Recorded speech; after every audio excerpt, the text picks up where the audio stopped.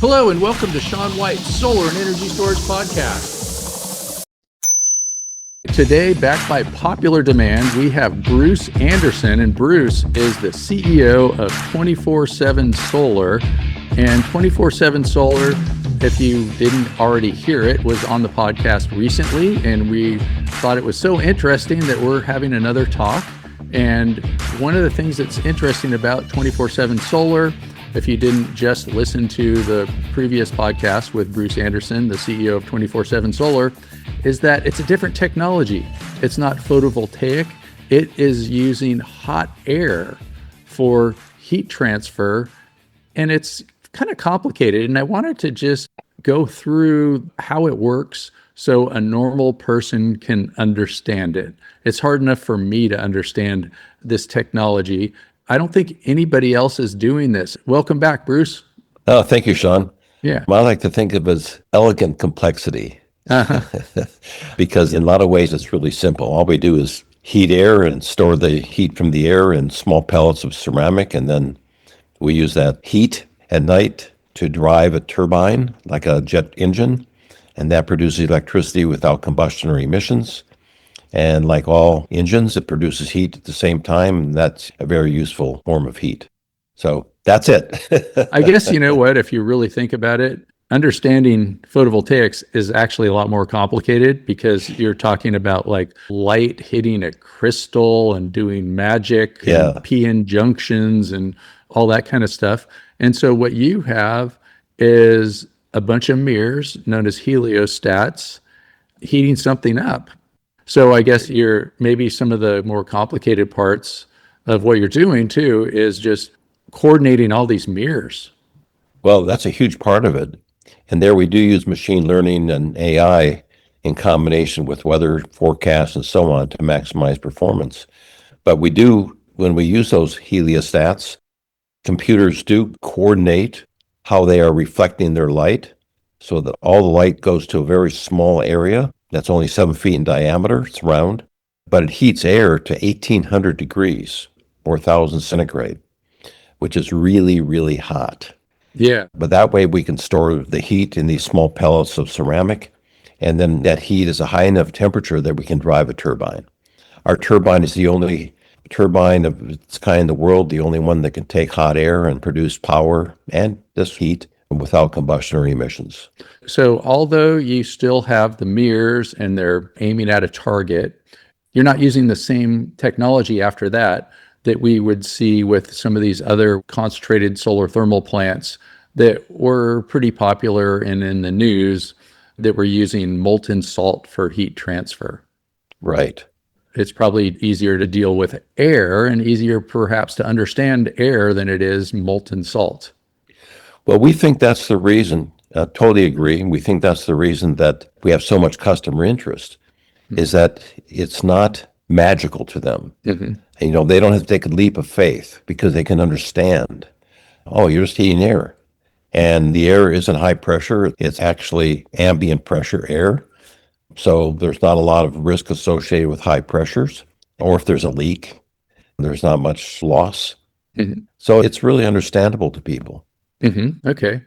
So let's go back to, now that it's so understandable, the more complicated parts of it. So you have hot air heating up ceramic pellets.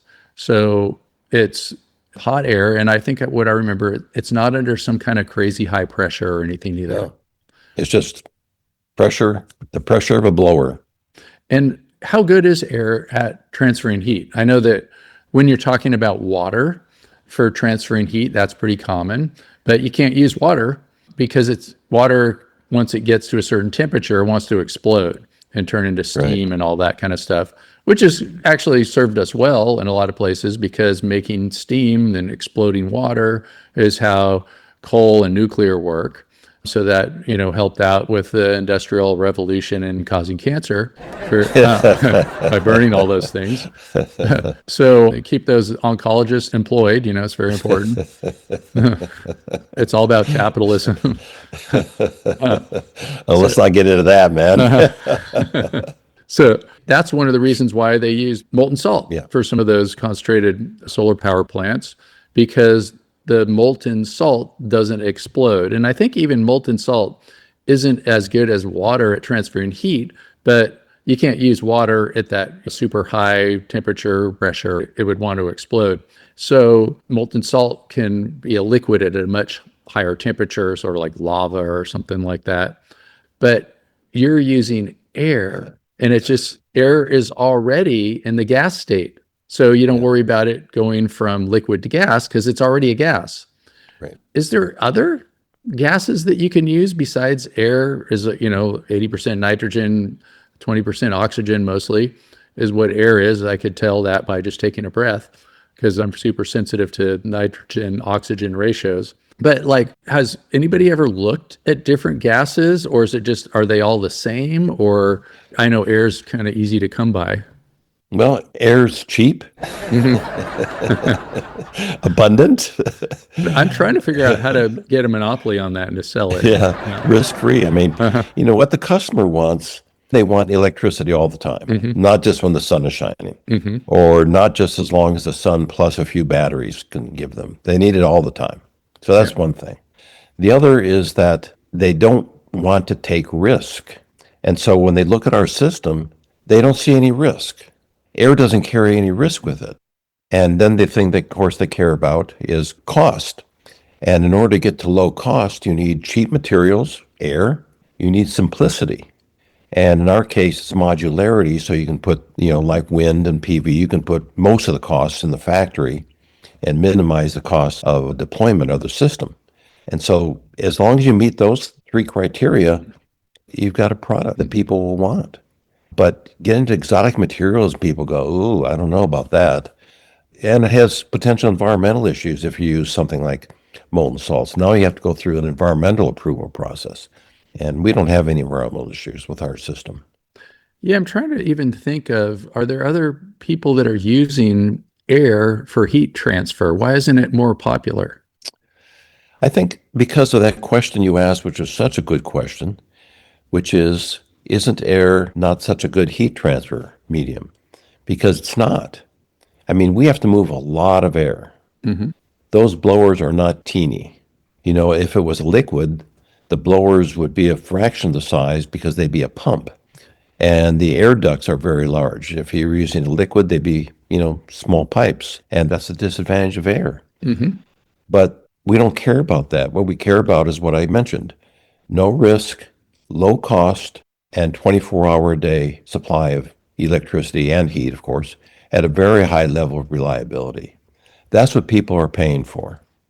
So they say with like a old style car that's not electric, that I feel sorry for people that have to drive those, but 80% or something like that of the energy from burning the gas is going out of the exhaust pipe. Yeah. So why don't they use your technology to capture that hot air coming out of the exhaust pipe? Well, if you put your hand in the exhaust pipe area, you're not going to burn it.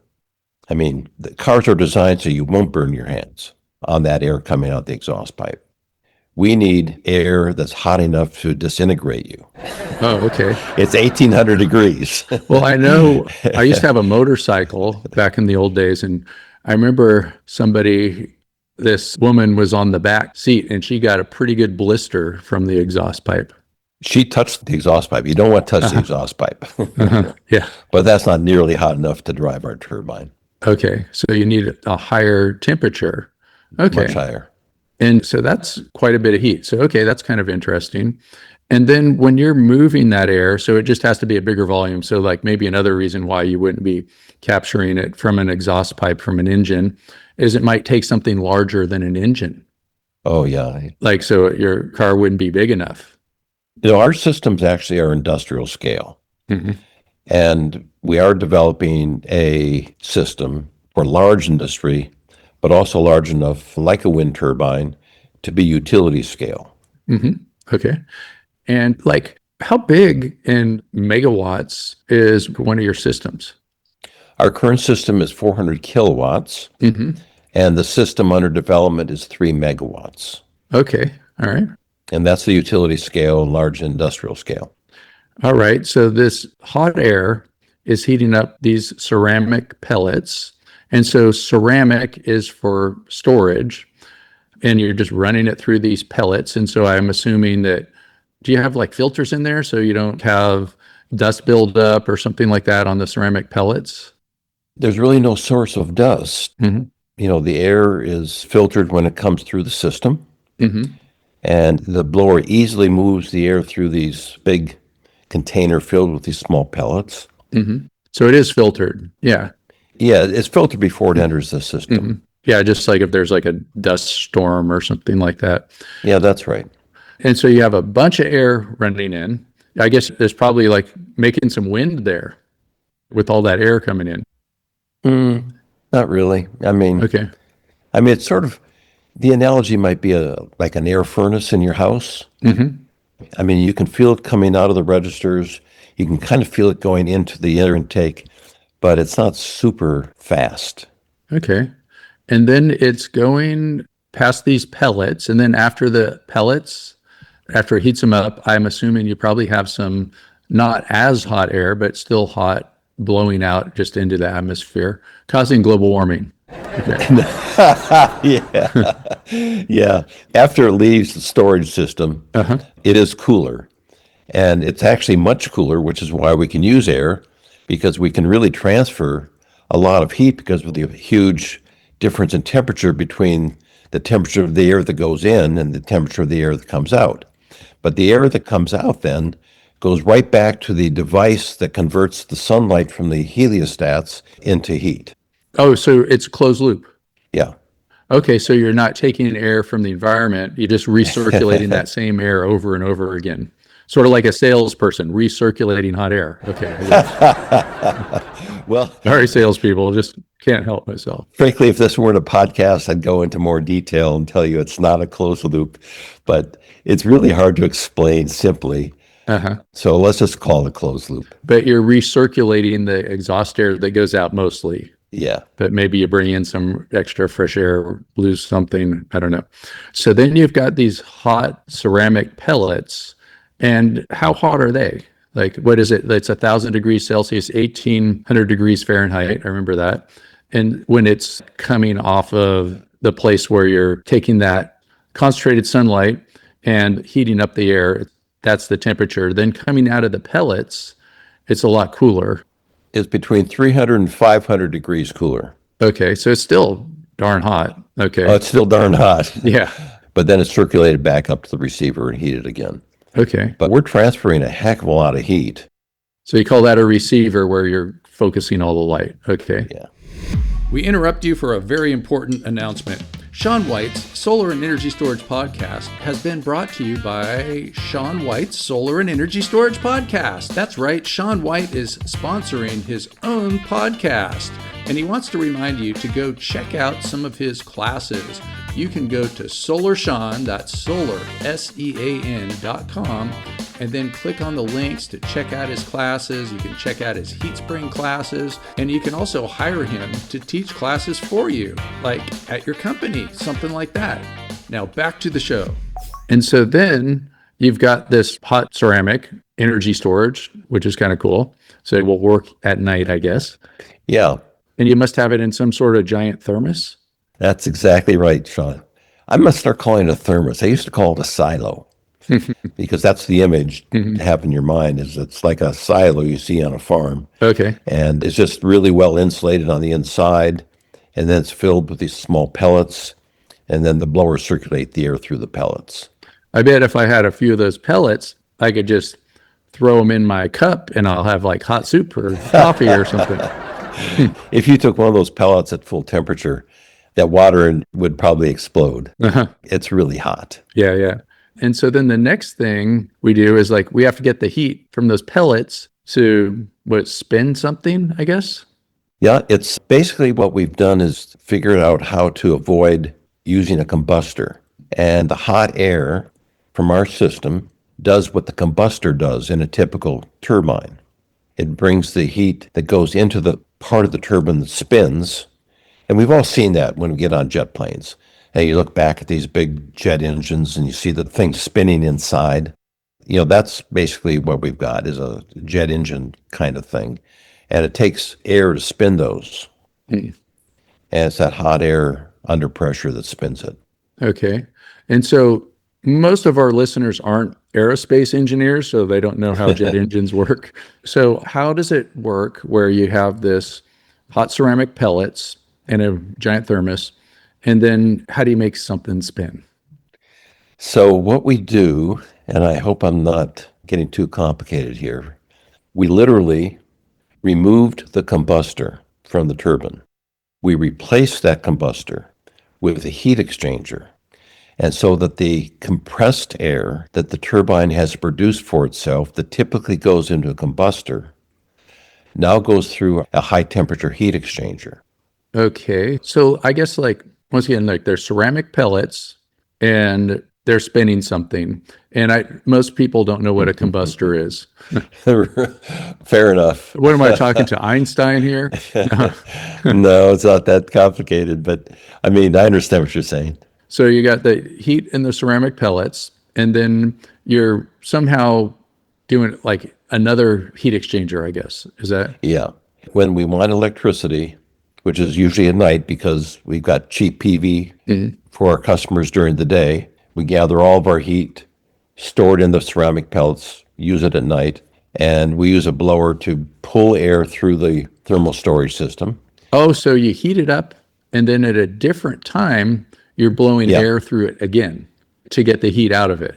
Thanks for that clarification. Okay. So Very important. you're not doing it at the same time, I guess. Well, actually, it was originally designed to do both simultaneously. But we've discovered that the most economical energy we can provide our customers is if we use cheap PV during the day, store all the heat that we can during the day for use at night, and then as the output from the PV tapers off toward the end of the day, then we kick in. Oh, cool. So you like work with PV typically. You bet. Again, it's the best way to give our customers the best price and to get the 24-hour-a-day power that they expect. It's sort of like solar and storage, but the solar PV is when the sun's out. The storage is with your technology. Yeah, that's one way to look at it. Okay. And then the advantage is that unlike PV plus batteries that require some kind of backup, I want to emphasize to your listeners, there's no such thing as a PV plus battery only system that'll operate 24 hours a day, every day of the year. You're always going to have bad weather anywhere in the world. Sure. And so if you want to supply highly reliable electricity every single hour of the day, then you need another system. So you got PV, batteries, and a third system of some kind just sitting around there waiting for you to use it. With our system, though, again, we have this turbine, the turbine that uses hot air to drive it. And this is, to me, a really cool thing, is that if that air that's coming from the storage system is not hot enough, then some burners kick on, and they heat that air to the required temperature. So then you have like, what is that, natural gas? It could be whatever is available. In the long run, we expect to use carbon-free fuels, Okay, biofuels, hydrogen, like you said. great. But in the short run, we use whatever is the most economical for our customers. Okay, all right. This podcast was brought to you by Air. Take a breath and experience air yourself. Don't forget to breathe. And so off these pellets, you're pushing air back through them to cool off the pellets, take the heat out of them, put the heat somewhere else. And then when you take the heat from the pellets, it goes to something that has, it's sort of like a jet engine, which is a jet engine is also the same thing pretty much as like a natural gas turbine. Yes, right, exactly. Okay. Like a natural gas turbine. Okay. All right. And so how does that work with, coming out, the hot air coming off the pellets? We might need to talk again because I think it takes, you're really good at simplifying things. I try, but then you repeat it in a much simpler way. Thanks. It's a good combination. That's why I have my job and you have yours. That's right. Okay. Yeah, great. Like, I think was like Einstein, he said, keep everything as simple as possible, just not simpler. And then he would say something that nobody else in the world would understand. Right. Yeah, it's simple to him. Yeah. So, okay. Well, I think maybe for today, we'll just leave it at that. that we take the hot air that's coming off of these pellets when the sun sets, and then we use that, and sometimes we have to heat it up a little bit more, hopefully with something renewable, but it doesn't have to be. And then we have this super hot air, and then we're using that to do the jet engine thing. That's also the same thing as like the natural gas power plant thing. And with renewable energy from the sun, using air, which is probably a lot easier too than using molten salts. I mean, it'd be like corrosive, and I hate it when molten salt falls on my toe, you know? Yeah, hate when that happens. Well, thank you so much, Bruce Anderson, for being on the podcast. That's the CEO of 24/7 Solar. And let's follow up again. Sure, anytime, Sean. And make a part 3. So just go ahead and find a spot and sign up like you did before. And we'll finish this off with figuring out how a jet engine works and how we can power it with renewable energy. Sounds good. Maybe we could just like aim all of your mirrors at the airplanes flying over, and then we'll do it that way. Don't say that out loud. Yeah, okay. Well, it's been fun talking to you once again, Bruce Anderson, and we'll do it again. And for other people out there, make sure to go take some of my classes, SolarSEAN.com, and I will see you out there somewhere in the world.